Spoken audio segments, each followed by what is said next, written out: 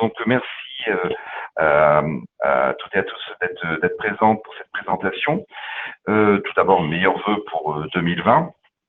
Nous allons faire cette présentation. Donc, je suis accompagné de Renaud Vanel, senior manager chez Grant Thornton, qui fera la présentation de toutes ces nouveautés sur le projet de loi de finances 2020.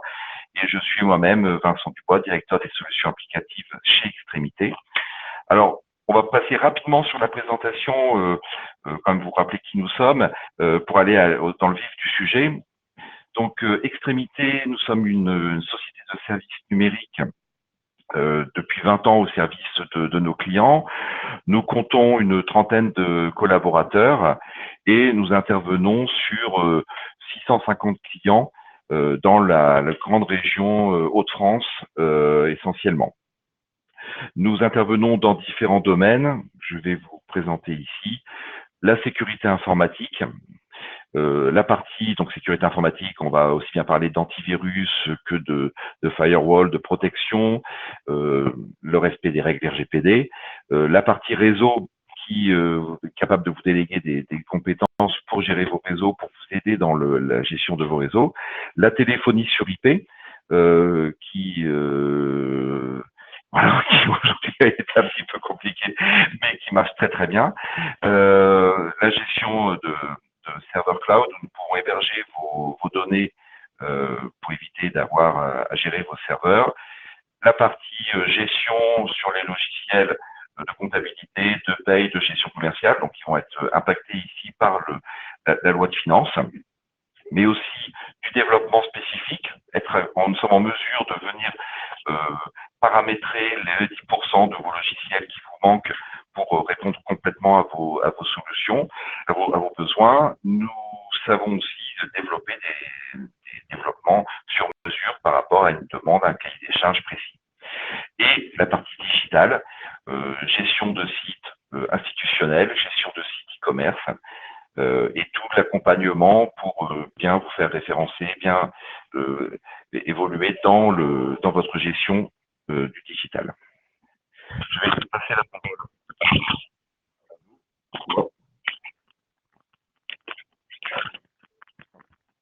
Je ne sais pas. Je connais peut-être mon point. Bonjour à tous, Renaud Vanel du cabinet Grant Thornton. Merci de votre présence. Et désolé pour ce petit contretemps technique qui est maintenant rentré dans l'ordre. Pour vous présenter rapidement Grant Thornton, Grant Thornton, c'est un cabinet avec un réseau international. En France, on représente environ 1800 collaborateurs, répartis sur 25 sites environ, un peu partout en France, et ça représente au niveau international 50 000 personnes, et on propose l'ensemble des métiers de conseil, d'expertise comptable et de commissariat aux comptes, et principalement pour les PME ETI, où nous avons une offre de services particulièrement adaptée pour les dirigeants. Pour rentrer dans le vif du sujet, cette présentation va s'articuler autour de 4 thèmes principaux. Le premier thème principal, qui va être divisé en 2 thèmes finalement, sera la fiscalité des entreprises.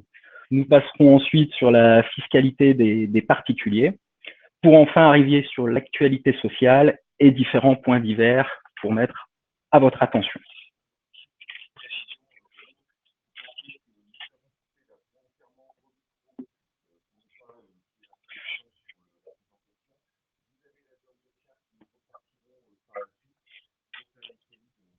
De questions.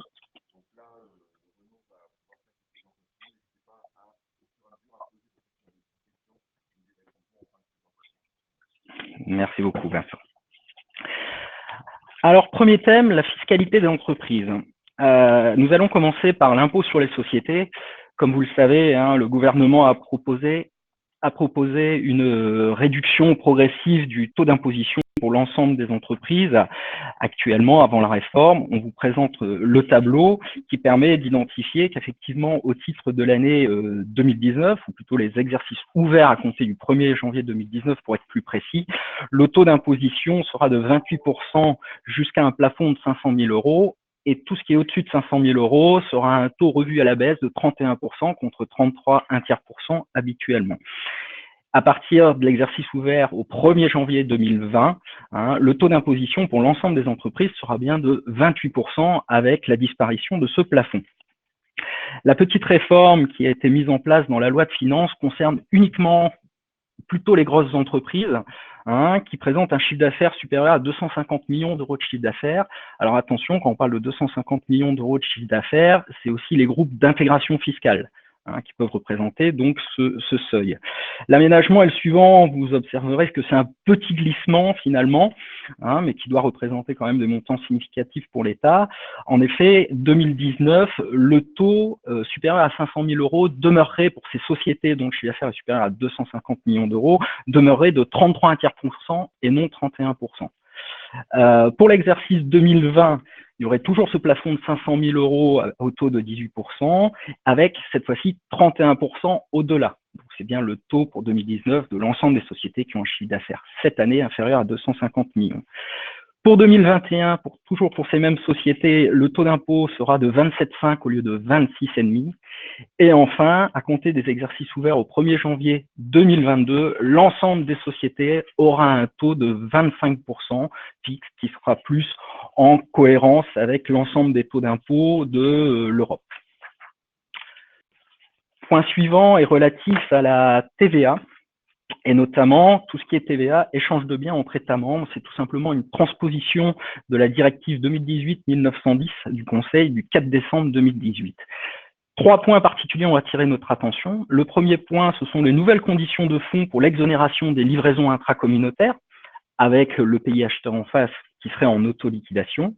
Le deuxième point, c'est la simplification du mécanisme des ventes en dépôt, toujours intracommunautaires. Et enfin, le troisième point, ce sont les ventes en chaîne. Commençons par le premier point relatif aux conditions de fonds pour bénéficier de l'exonération de TVA française lorsqu'on procède à une livraison intracommunautaire. À ce jour, les conditions nécessaires pour pouvoir bénéficier de cette exonération étaient les suivantes. C'était la livraison devait être effectuée à titre onéreux.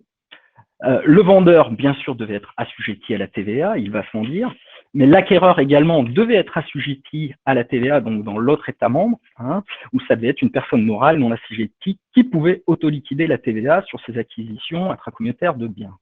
Et enfin, la dernière condition, c'est que le bien expédié ou transporté hors de France devait être à destination d'un autre État membre. Ces règles sont toujours maintenues. Là où la chose change un peu, où il y a des conditions pour bénéficier de cette exonération, donc en tant qu'entreprise française, lorsque vous vendez dans un État membre donc de l'Europe, 2 conditions nouvelles sont importantes que vous appliquez peut-être déjà à ce jour ou pas, mais toujours est-il qu'elles sont devenues obligatoires.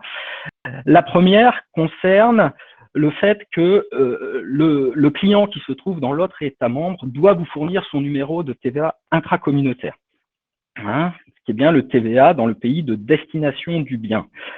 Je vous invite particulièrement, lorsque vous obtenez ce numéro, à pouvoir le vérifier, parce qu'il est engagé effectivement votre responsabilité si ce numéro de TVA est erroné, volontairement ou pas. Ça peut être une erreur, je dirais, juste de saisie. À ce titre, il faut savoir que l'Europe a mis en place un site dédié qui permet de pouvoir valider au niveau européen que les numéros de TVA correspondent bien à votre interlocuteur dans le pays avec lequel il y aurait des échanges. Vous trouverez facilement sur Google, de toute façon, ce site. C'est l'initiative VIES, c'est l'acronyme pour la vérification du numéro de TVA intracommunautaire. Vous tapez VIES tout simplement sur votre barre recherche Google, ils vous donneront immédiatement le site dédié au niveau européen pour pouvoir contrôler effectivement que ce numéro de TVA est valide. Le deuxième point qui est une nouveauté et qui est devenu obligatoire lorsqu'on procède à des livraisons intracommunautaires, c'est de souscrire une DEB à l'expédition qui doit comprendre toutes les mentions requises comme si c'était une DEB à l'importation. Donc, n'oubliez pas les 2 points principaux, obtenir le numéro de TVA intracommunautaire du pays dans lequel vous livrez les biens, contrôlez-le via le site dédié mis en place par l'Europe. Et enfin, le fournisseur, vous, en tant que vendeur, donc vous êtes bien fournisseur, devez souscrire une DEB d'expédition. Pour le deuxième point relatif aux ventes en dépôt dans un autre État membre, imaginons que vous êtes une société bien sûr française, où vous mettez en dépôt des biens donc qui sont non vendus chez un client en Belgique, imaginons, c'est le plus simple. À ce jour, il faut savoir qu'il existe un régime dérogatoire en France qui permet l'application d'une option de livraison intracommunautaire en France, et le client belge en face procédera à une acquisition intracommunautaire dans son État membre. Les nouvelles conditions suite à cette transposition de loi européenne sont les suivantes. Premièrement, c'est que le vendeur ne doit pas avoir d'établissement stable dans l'État membre d'arrivée des biens. Donc, si je suis français, je ne dois pas avoir d'établissement stable en Belgique si je vends à un client belge. La deuxième condition, c'est que l'acheteur doit bien sûr être identifié à la TVA dans l'État membre d'arrivée des biens, il va sans dire. L'autre condition, ce sont que les parties doivent disposer d'un contrat de consignation entre elles. Autre condition, le délai de rotation des stocks doit être inférieur à 12 mois. Ça, c'est la nouvelle réglementation européenne, sachant que la dérogation au niveau de l'État français, le délai de rotation était de 3 mois. Donc, il est prolongé à 12 mois, ce qui permet d'avoir un peu plus d'amplitude dans ce type d'activité.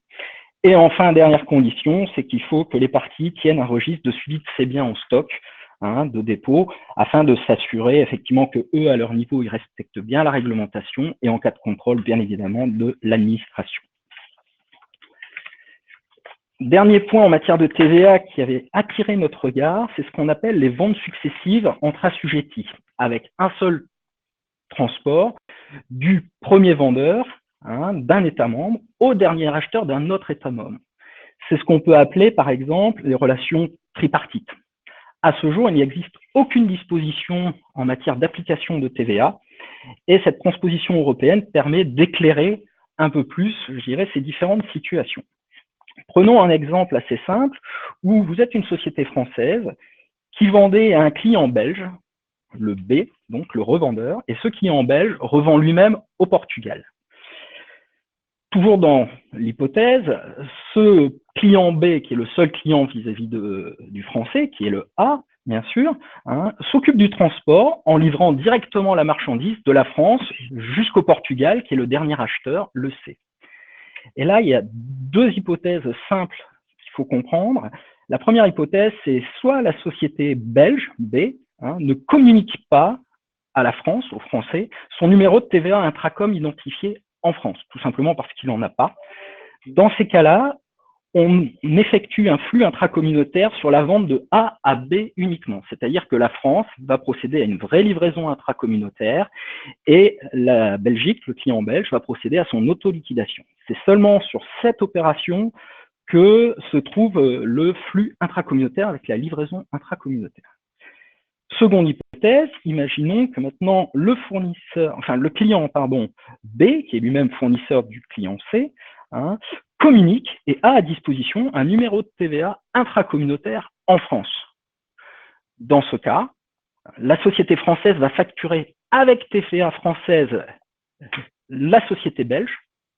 Et dans ces cas-là, le flux intracommunautaire avec autoliquidation de TVA sera identifié sur l'opération du belge qui vend au portugais, donc de B à C. Ça permet dans ces cas-là au moins d'avoir une règle claire édictée permettant d'appliquer en tout cas correctement les échanges intracommunautaires de biens et son application en matière de TVA. Autre information rapide, mais ce sera seulement à horizon 2022. À ce jour, les déclarations et les recouvrements se font via la DGDDI. La DGDDI, c'est la Direction Générale des Douanes et des Droits Indirects. Existe une exception, c'est lorsqu'il y a une option pour le mécanisme de l'autoliquidation de la TVA à import, où là, dans ce cas-là, on procède à une déclaration CA3 et la compétence est plutôt auprès de la DGFiP, Direction Générale des Finances Publiques. Ce qui est commun aux deux, c'est que l'administration fiscale, donc la DGFiP, est compétente pour tout contrôle ou toute rectification, quel que soit le régime appliqué. Qu'est-ce qu'il y a de neuf à s'attendre à horizon 2022? C'est qu'il y aura une unification vers la Direction Générale des Finances Publiques pour les déclarations et le recouvrement. Ce qui ne changera pas forcément vos démarches, mais par contre, elles ne seront plus adressées au même organisme, tout simplement.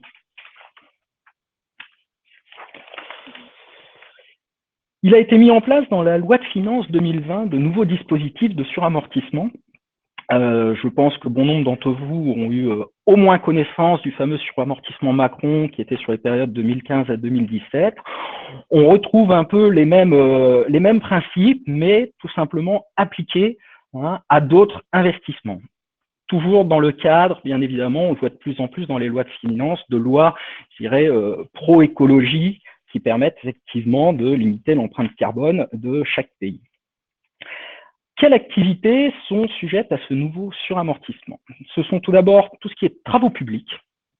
Ensuite, vous trouverez, et là c'est venu par amendement, tout le secteur du bâtiment.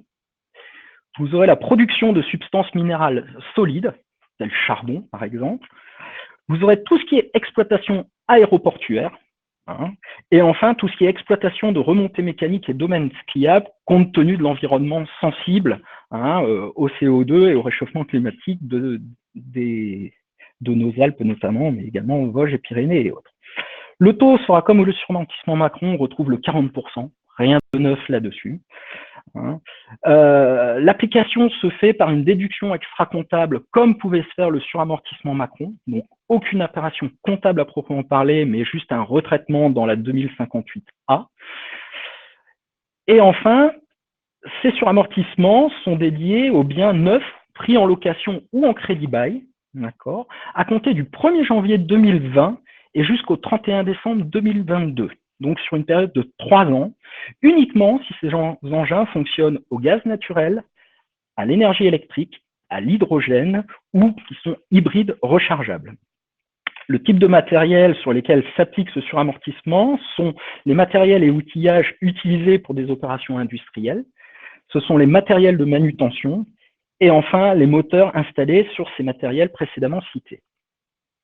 Existe un autre suramortissement, mais qui est vraiment une niche, on en parle pour information, c'est un suramortissement lié aux installations de stockage et distribution du gazole non routier. C'est réservé aux entreprises de commerce de détail de gazole non routier. Donc on peut imaginer notamment le fuel, par exemple, pour les chaudières, qui est distribué en ville, notamment. Donc c'est vraiment sur une niche et c'est très spécifique. Ensuite, je vous propose de faire un premier focus sur le traitement comptable de la contribution unique à la formation professionnelle et à l'alternance, autrement appelé CUFPA.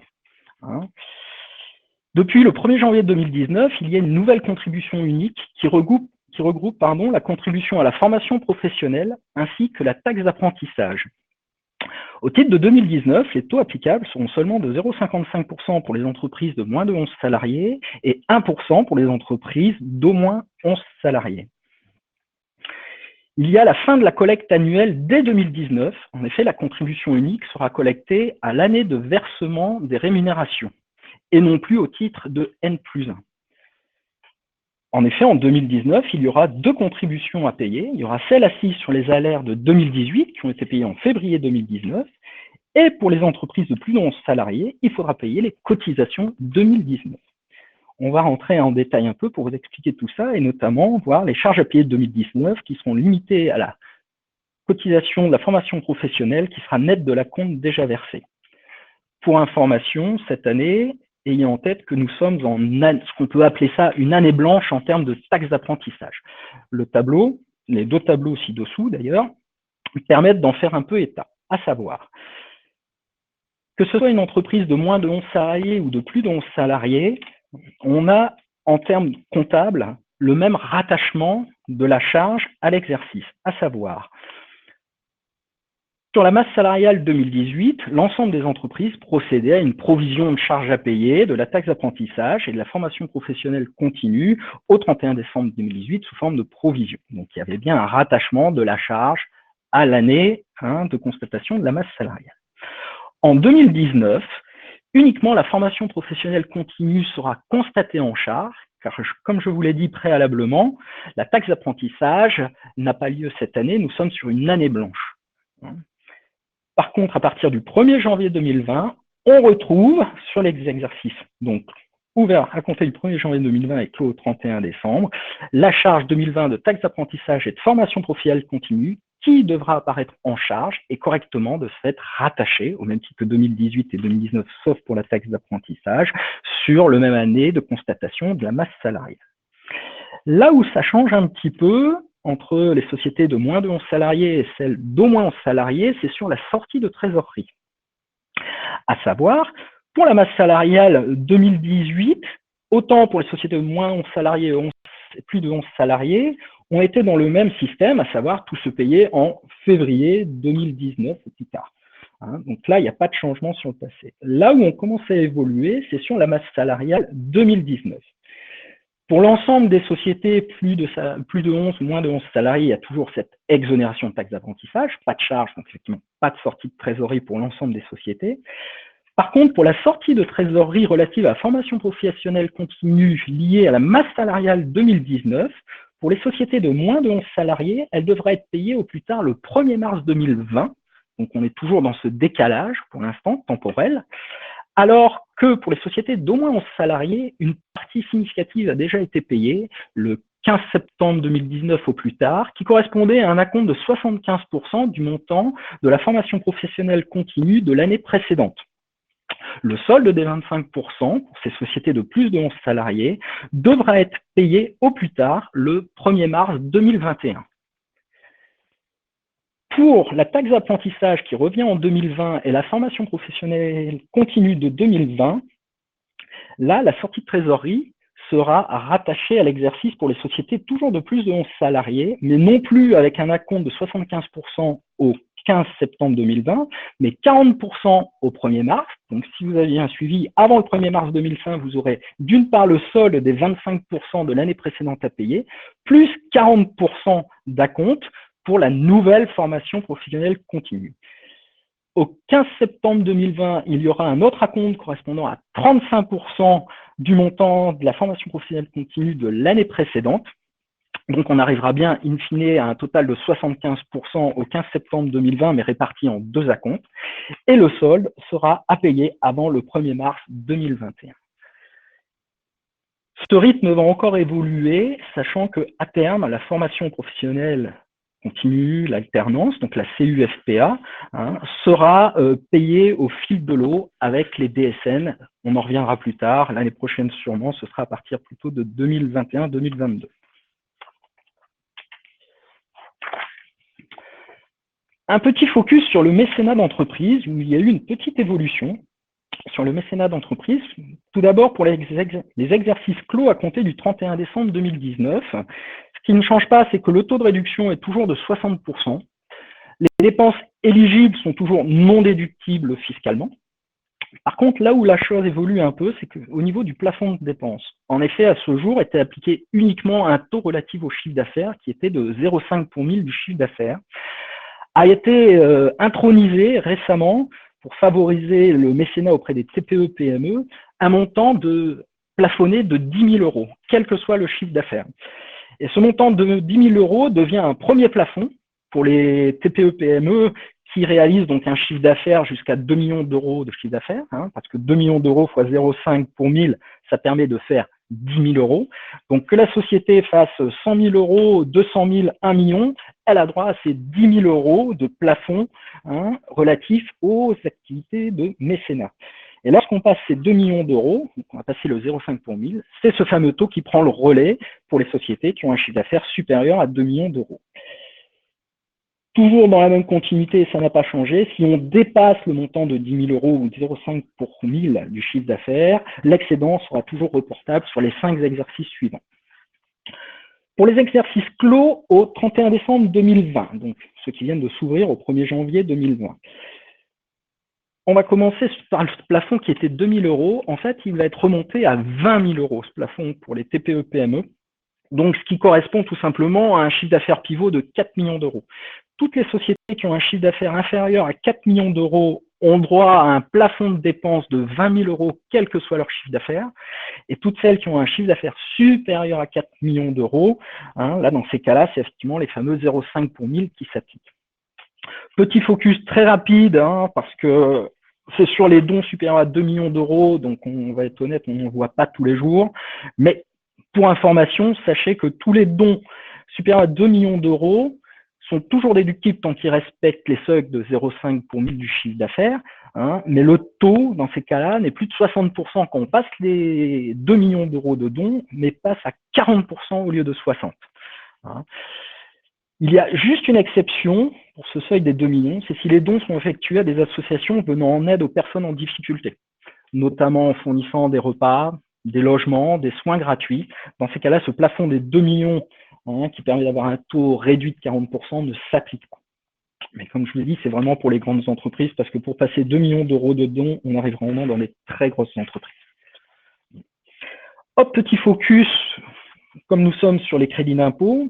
Pour information, tout ce qui est crédit d'impôt recherche et crédit d'impôt innovation, à ce jour, les dépenses de personnel référentes aux chercheurs et techniciens étaient appliquées à un taux pour déterminer le crédit d'impôt de 50%.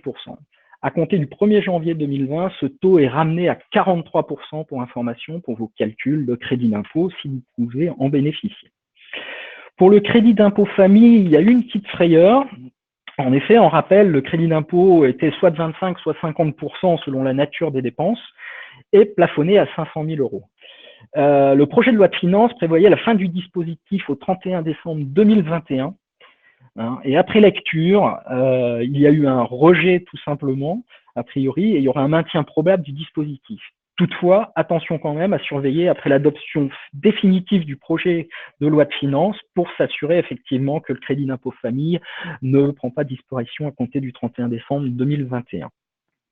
Par contre, ce qui est bien confirmé et qui prend fin au 31 décembre 2022, c'est le crédit d'impôt formation auprès des dirigeants. Hein, ce crédit d'impôt correspondait à un nombre d'heures de formation multiplié au SMIC. Donc les dirigeants pourront bénéficier de ce crédit d'impôt jusqu'au 31 décembre 2022, puis il disparaîtra par la suite.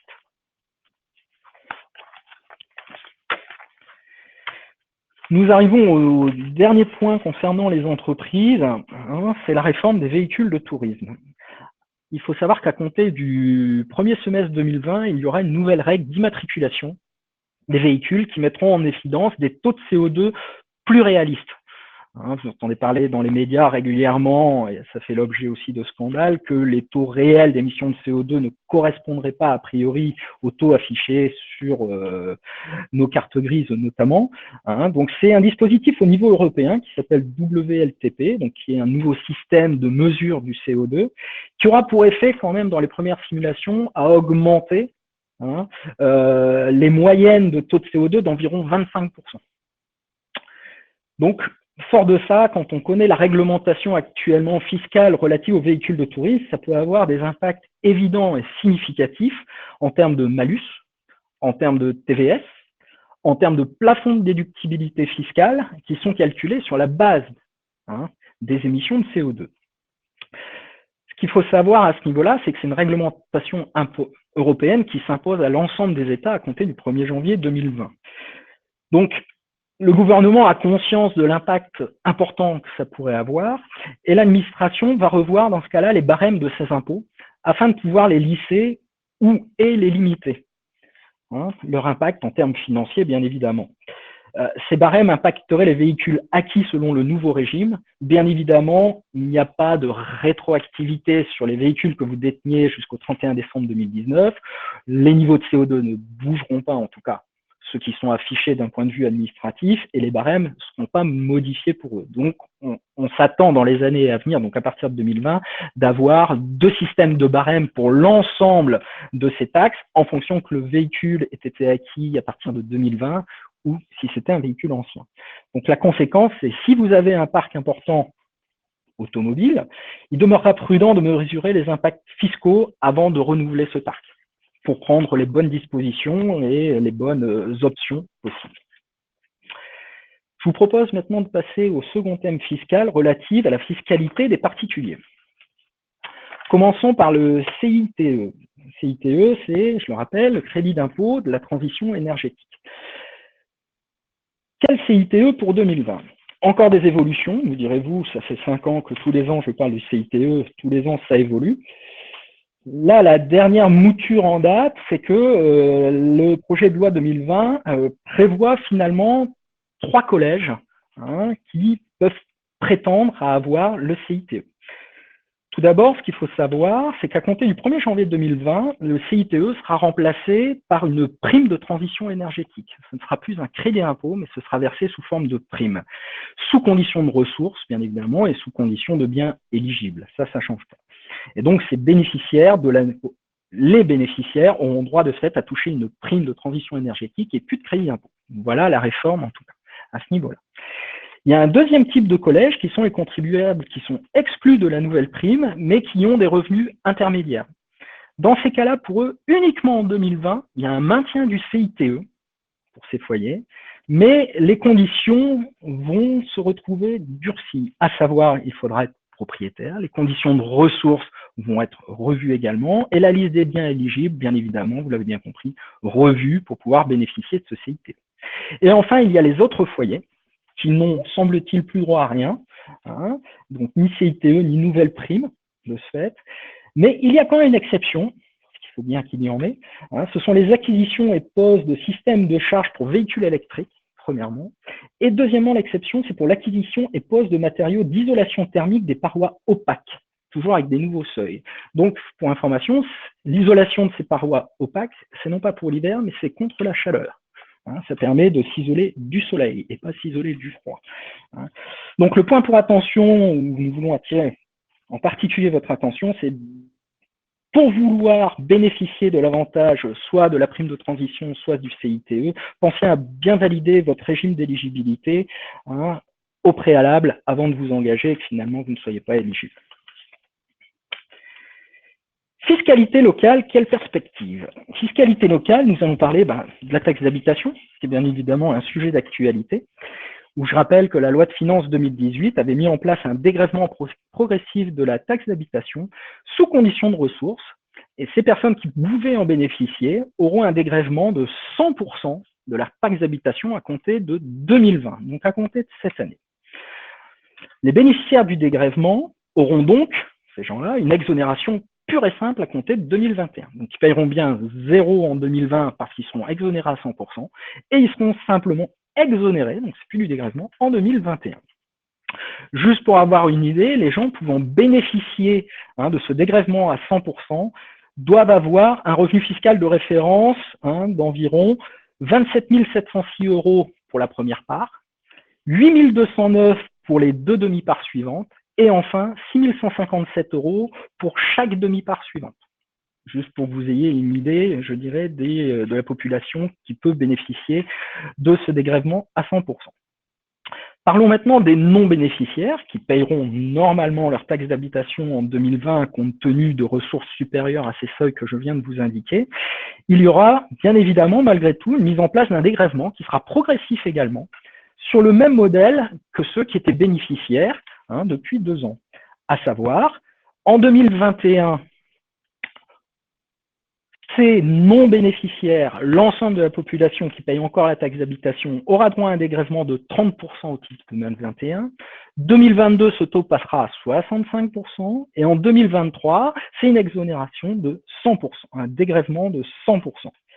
Pour votre information, à partir de la taxe d'habitation de 2020, il y aura un gel des valeurs locatives et des taux de taxe d'habitation.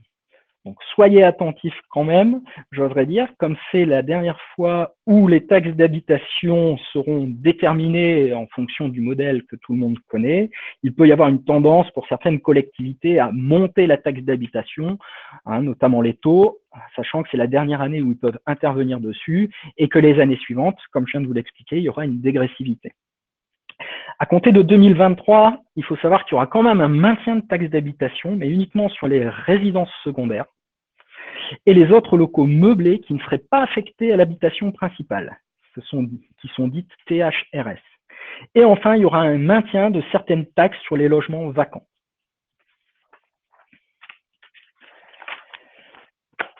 Parlons maintenant du barème de l'impôt sur le revenu à compter des revenus 2020.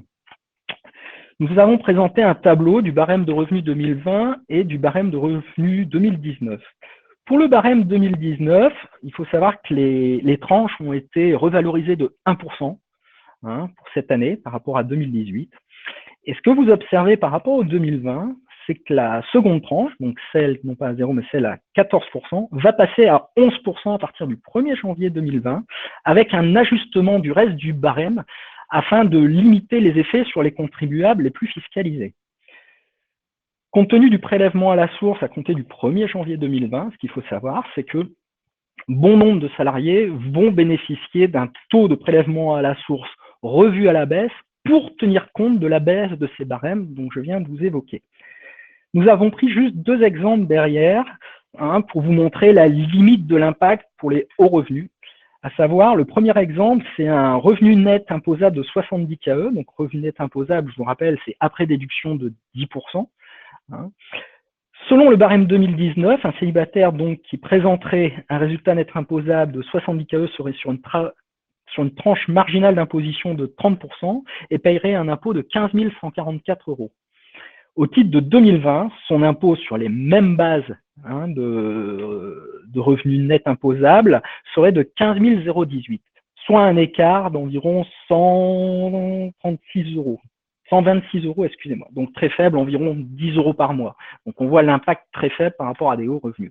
Et si on prend en exemple un célibataire qui gagne 140 000 €, donc sur la tranche marginale d'imposition de 41%, vous observez tout simplement qu'il payera exactement le même impôt, soit un montant de 43 347, peu importe que ce soit sur le barème 2019 ou le barème 2020. Autre information, il a été mis en place un aménagement de la décote et de la réduction d'impôt des revenus modestes. C'est un mécanisme qui sera aménagé afin de mieux laisser l'entrée dans l'impôt des ménages de la première tranche de revenus. Pour information, cette décote s'arrêterait à partir d'un impôt déclaré de 1 717 €. Et enfin, bien évidemment, tout ça sera applicable à l'ensemble des revenus perçus ou acquis à compter du 1er janvier 2020.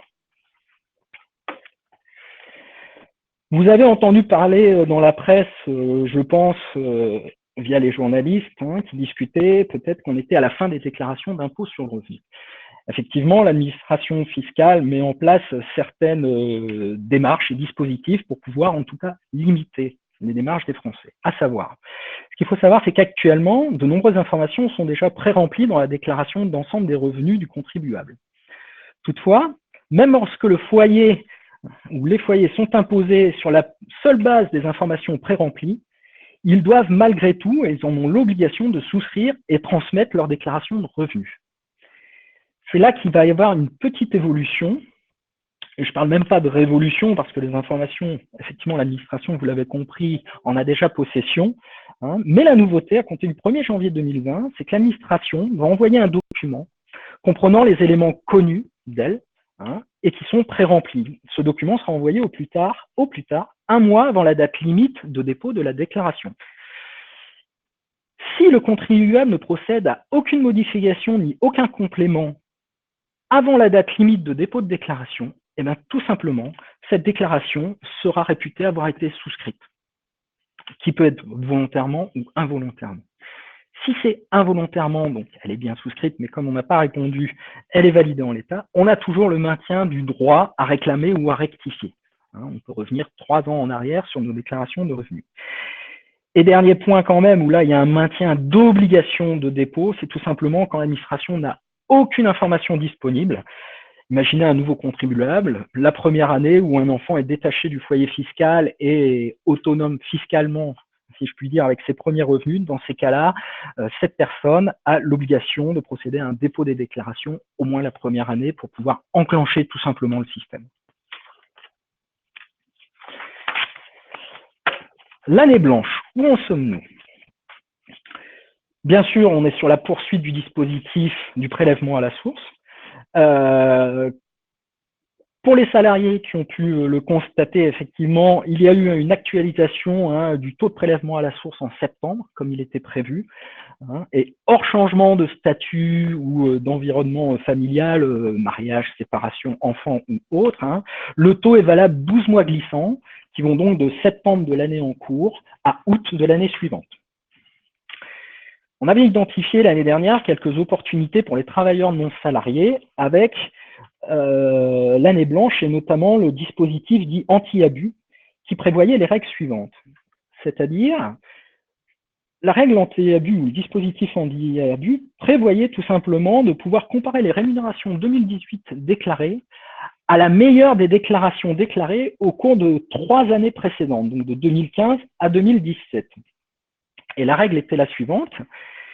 Si la rémunération 2018 était inférieure à la meilleure des rémunérations au cours de la période triennale précédente, le CIMR était acquis en totalité. Par contre, si on se retrouvait avec un revenu 2018 déclaré, non salarié, supérieur à la meilleure des rémunérations de la période de 2015 à 2017, dans ces cas-là, on bénéficiait de ce qu'on appelait un CIMR partiel, et on payait la différence entre la meilleure rémunération de la période triennale et la rémunération 2018. On payait effectivement un impôt, mais qui avait l'avantage, ce revenu, d'être payé à un taux moyen et non pas à un taux marginal. Regardons un peu, juste par exemple, ce qui peut se passer en 2019 par rapport à ce dispositif anti-abus. Prenons l'hypothèse 1, donc le graphe sur la gauche. Vous voyez effectivement que la référence maximale de rémunération, on était sur 30 000 euros sur la période triennale, soit 2015, soit 2016, soit 2017, peu importe l'année, mais une de ces 3 années arrivait à 30 000 euros. En 2018, par hypothèse, nous avions un revenu déclaré de 50 000 euros. Donc là, comme je vous expliquais, nous avions droit au CIMR jusqu'à une hauteur de 30 000 euros, qui était par rapport à l'année de référence des plus hauts revenus autour des 3 années précédentes. Et on payait l'impôt sur la tranche qui allait de 30 000 à 50 000 euros, donc sur 20 000 euros, au taux moyen. Dans cette hypothèse, si en 2019, les rémunérations continuent à augmenter ou sont au minimum égales à celles de 2018, dans ces cas-là, la personne peut bénéficier d'un remboursement de l'impôt payé sur la tranche des 20 000 euros en 2018. À savoir, il suffit de faire une demande express auprès de l'administration fiscale par voie de réclamation contentieuse pour informer l'administration fiscale qu'effectivement nos revenus ont continué à augmenter, donc l'année blanche 2018 était intégralement justifiée en termes de CIMR et l'administration vous remboursera la différence et donc l'impôt que vous avez payé l'année d'avant. Le deuxième cas de figure, imaginons que cette fois-ci en 2019, la rémunération soit en baisse par rapport à 2018. Si la rémunération est en baisse et revient à un niveau de 30 000 euros comme elle était lors de la meilleure année au cours de la période triennale 2015 et 2017, il ne se passera rien du tout. On a payé l'impôt, toujours à la tranche marginale, et le CIMR acquis est définitivement acquis.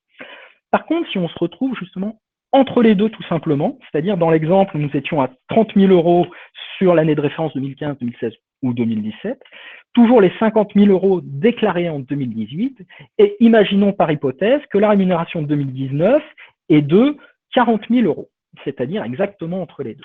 Dans ces cas-là, on peut bénéficier d'un complément de CIMR, de remboursement de la part de l'administration fiscale, qui correspondra tout simplement à 50% de l'impôt qui a été payé au titre des revenus 2018. Donc, regardez attentivement votre situation pour voir s'il y a des opportunités par rapport à ce dispositif. Et enfin, quelques dernières mesures qu'on peut trouver, qu'on a retrouvées pêle-mêle et notamment par des amendements. Tout d'abord, par rapport à la loi Pinel, où il y aura à partir de 2021 un fléchage vers l'habitat collectif, toujours pour des raisons somme toute écologiques quand on y pense, c'est qu'à ce jour, c'était ouvert pour les pavillons et les logements individuels, mais comme on voit qu'on est de plus en plus nombreux dans les villes, et bien effectivement, l'habitat doit se faire de plus en plus en hauteur et de moins en moins de manière horizontale, et donc le fléchage de Pinel sera plus sur l'habitat collectif avec des appartements, ce qui semble logique finalement dans l'esprit d'évolution de nos sociétés. En termes de quotient familial, il y a un amendement du Sénat qui est arrivé et qui prévoit, qui a proposé en tout cas, rien n'est acté encore, de pouvoir remonter le quotient familial de 1 567 à 1 750 euros. Pourquoi? Pour la simple et bonne raison que le Sénat s'est rendu compte que, comme on a vu précédemment, la baisse des tranches en 2020 d'impôt sur le revenu bénéficiait principalement aux célibataires, en fait, et que les familles, finalement, pouvaient peu bénéficier de cet avantage. Et donc, pour compenser un petit peu ce déséquilibre, cette injustice, le Sénat a proposé de pouvoir remonter à 1 750 euros la demi-part de quotient familial. à suivre si ce sera adopté lors du vote définitif des textes de loi. Au niveau des dons, les dons effectués au profit d'organismes sans but lucratif, exerçant des actions concrètes en faveur des victimes de violences domestiques, sujet d'actualité malheureusement, 75% des dons retenus seront retenus dans la même limite que celles retenues pour les associations venant en aide aux personnes en difficulté, comme on a vu tout à l'heure, pour le logement, pour la nourriture ou les soins. Et ce dispositif est applicable pour une durée de 2 ans. Sachant que je rappelle que les dons pour les particuliers à ce jour sont déductibles à hauteur de 50%, donc là ça passerait à 75%. Et enfin, pour les réductions d'impôts dites Madelin pour l'investissement et la souscription en numéraire au capital de PME, à ce jour le taux est de 18%.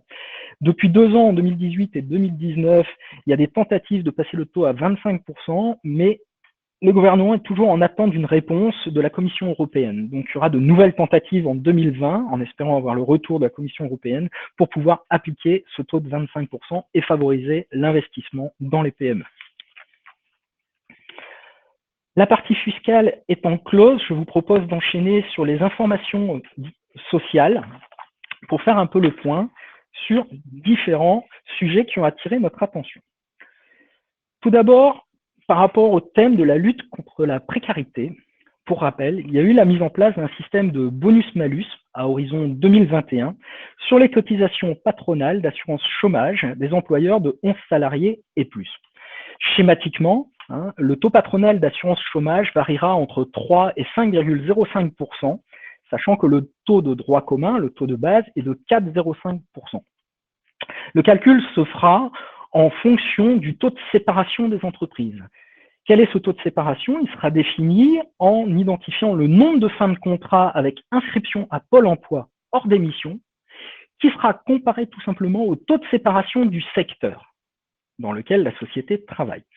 Et en fonction du taux, s'il est supérieur ou inférieur à la moyenne du secteur, il y aura effectivement la mise en place de ce malus ou de ce bonus. Autre point qui a attiré notre attention, c'est la mise en place d'une taxe de 10% sur les CDD d'usage, dits d'usage, sauf si certains accords de branche s'appliquent. Tout ça, ce sera applicable à partir des contrats signés à partir du 1er janvier 2020 et ce sera versé dès la signature auprès des URSSAF, en même temps que les cotisations. Donc, ce sera prévu dans la DSL. Il y a juste un amendement qui a prévu quelques exclusions pour certains secteurs d'activité. Ce n'est pas une surprise, mais effectivement, les intermittents du spectacle, audiovisuel et cinéma sont exclus de cette taxe de 10% par CDD. Il y a également les ouvriers dockers occasionnels. Et enfin, il y a les CDD d'insertion qui sont conclus par les associations intermédiaires du secteur de l'insertion par l'activité économique. Petit point sur les compétences des URSSAF maintenant. Donc, vous voyez, leurs compétences sont de plus en plus larges, et ce n'est pas fini. Il va y avoir donc une poursuite de l'élargissement des compétences des URSSAF en matière de recouvrement, à savoir les contributions, formations professionnelles et taxes d'apprentissage, comme on a parlé préalablement, devaient être soumises en 2021 au paiement à l'URSSAF. Ça sera finalement amendé et reporté en 2022. Comme je vous l'ai indiqué, à partir de 2022, ça rentrera dans la DSN. Les contributions AGFIP, à partir de 2021, seront effectivement à payer auprès des URSSAF. Donc, je rappelle, ce qui sera payé en 2021 sera par rapport à l'obligation d'emploi en 2020. On y reviendra sur ce sujet, l'obligation d'emploi des travailleurs handicapés. Et enfin, ce qui est à prévoir, c'est l'extension des cotisations retraite complémentaire, ça c'est à compter du 1er janvier 2022. Et sauf disposition particulière, il y aura une extension des missions de contrôle des URSSAF à l'ensemble de ces cotisations. Les frais de transport, je vais passer rapidement dessus. Vous connaissez l'obligation à ce jour des employeurs de participer à hauteur de 50% sur les abonnements au transport public de personnes, de salariés bien sûr, ou de location de vélo, dans le cadre du trajet domicile-travail. Cette prise en charge, je le rappelle, est exonérée de charges sociales et d'impôts sur le revenu. C'est l'équivalent d'une note de frais finalement, d'un remboursement de note de frais. Il y a eu un amendement voulant pousser ce taux de 50% à 100%, mais qui n'a pas été retenu en l'état. Donc à ce jour, il y a le maintien des anciennes règles. On voulait juste vous en parler, juste pour information, c'est que s'il commence à pousser pour les 100%, c'est que ce taux peut évoluer dans les années à venir. Enfin, pour les indépendants, il va y avoir un abandon de la DSI à compter de 2021 sur les revenus de 2020. En effet, à ce jour, les indépendants déclaraient d'une part la DSI pour les cotisations sociales et d'autre part l'impôt sur le revenu.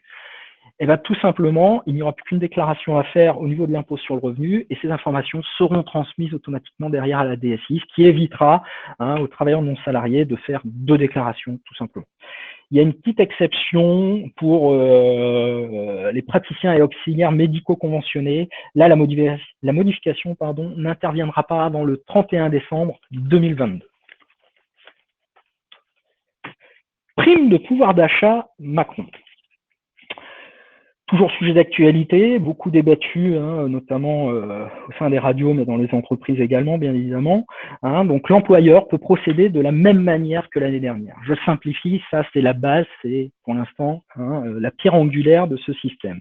C'est-à-dire que tout simplement, elle peut être décidée par décision unilatérale de l'employeur, qui doit informer son CSE, si le CSE a été mis en place, on y reviendra. Par accord d'entreprise ou de groupe, ça peut être un accord collectif de travail, un accord avec la représentation syndicale, un accord au sein du CSE, ou une ratification aux 2/3 du personnel du projet du chef d'entreprise. Il n'y a pas de priorité de l'accord sur la DUE, c'est le choix libre de l'entreprise. Seule l'entreprise est maître et décide de l'application ou non de cette prime. Qui peut bénéficier? C'est à fixer dans la DUE ou dans l'accord, tout simplement. Elle pourrait viser l'ensemble des salariés ou uniquement ceux dont la rémunération n'excède pas un certain plafond.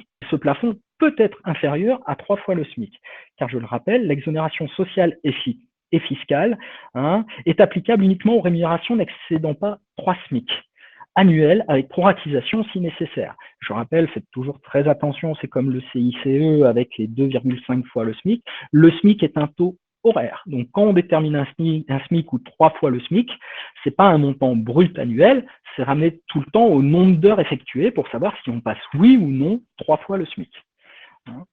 Et enfin, le bénéficiaire doit être lié par un contrat de travail au moment du versement. Ça, ce sont les règles principales.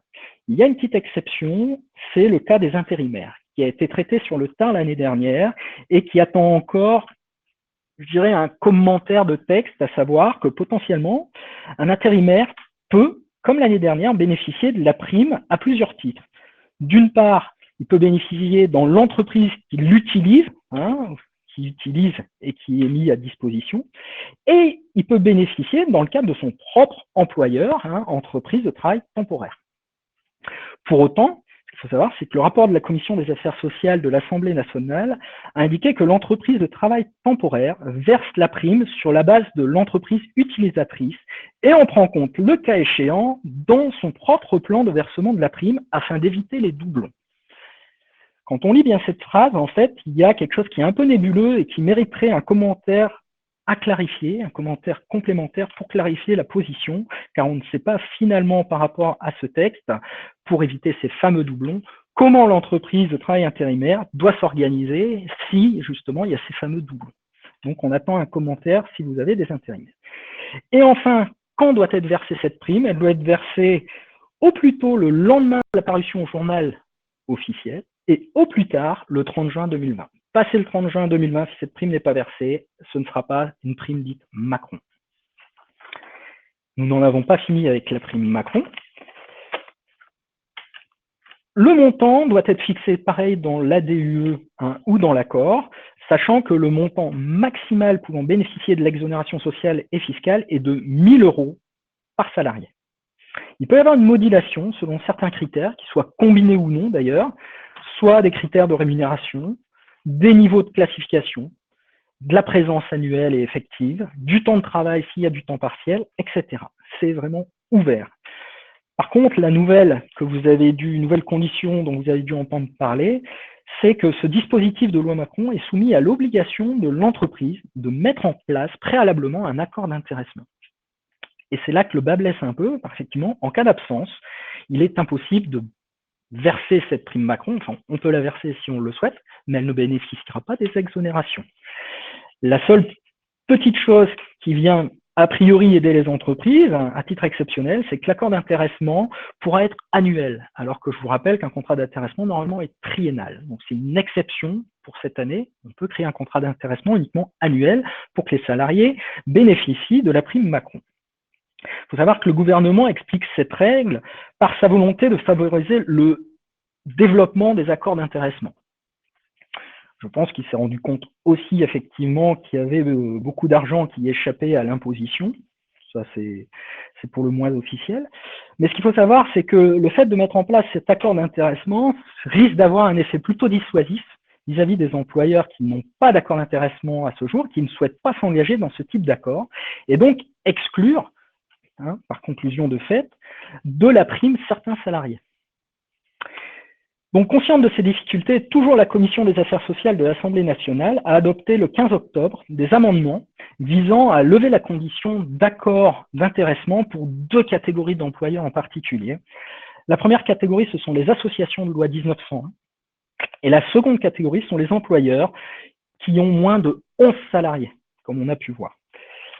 On attend le vote final pour voir si ces amendements sont retenus ou pas dans la loi de finances 2020 définitive et savoir si cette loi Macron, la prime de pouvoir d'achat Macron, sera facilement en tout cas applicable pour les associations et les petites entreprises, enfin dites petites, en tout cas moins de 11 salariés. Affaire à suivre donc, mais en tout cas la porte est ouverte, on suivra de très près ce point-là. D'un point de vue comptable, faut-il ou non constituer une provision au titre de la prime Macron? Pour pouvoir provisionner, il y a trois possibilités. La première, soit il y a eu un accord conclu avant le 31 décembre. Comme il y a eu un accord signé, conclu, c'est bien un engagement avant le 31 décembre, on peut constater la provision et donc la charge qui sera en résultat d'exploitation, c'est un complément de salaire. La deuxième possibilité, c'est lorsqu'il y a eu une décision unilatérale de l'employeur qui a été communiquée avant le 31 décembre.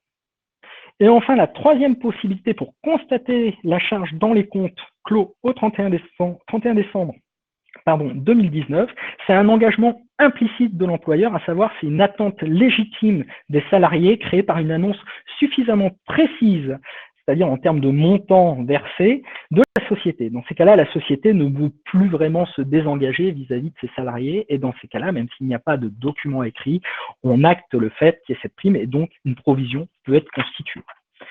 Donc dans bon nombre de cas, vous l'aurez compris, il y a de fortes chances que ce soit une charge 2020.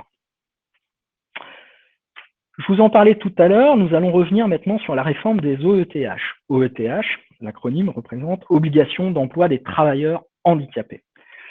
C'est l'entrée en vigueur de la loi à venir qui arrive à compter du 1er janvier 2020.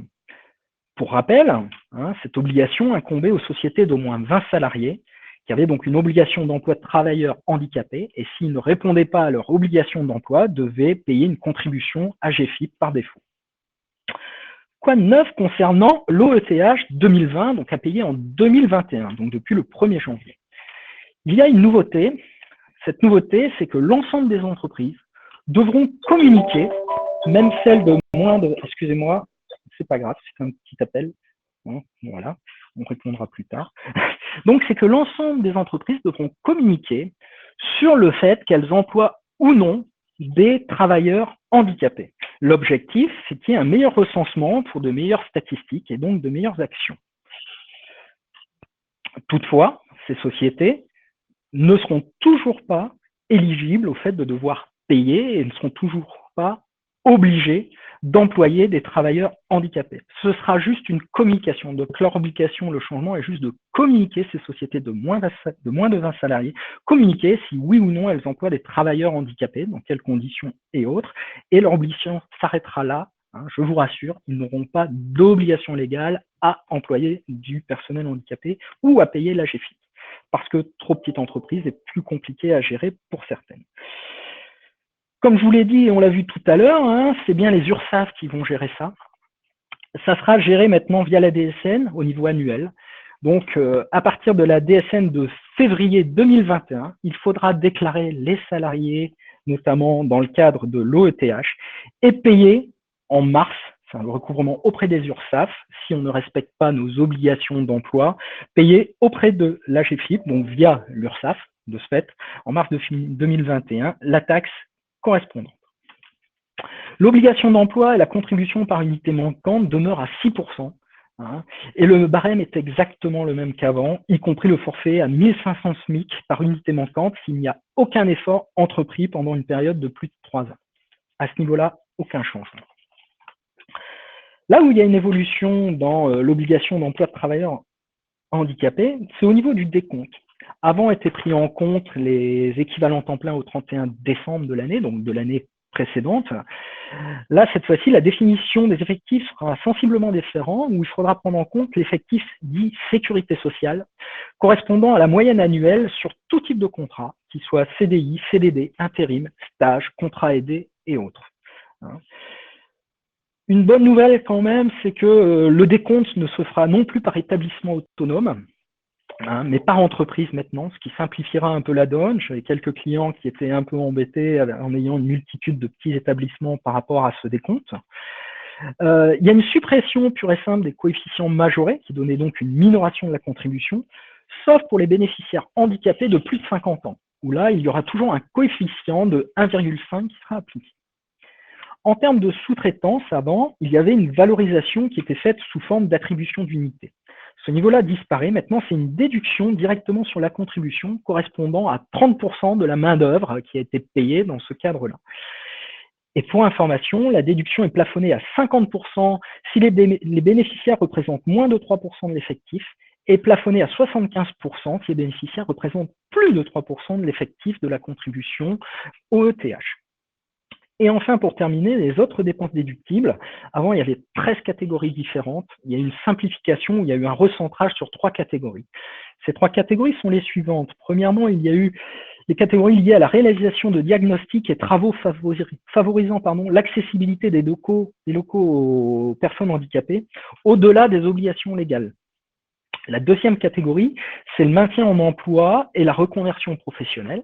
Et enfin, la troisième catégorie arrêtée, ce sont les prestations d'accompagnement dans l'accès à l'emploi ou son maintien de travailleurs handicapés qui peuvent être assurés par des associations, par des entreprises adaptées, EA, ou des ESAT, établissements ou services d'aide par le travail.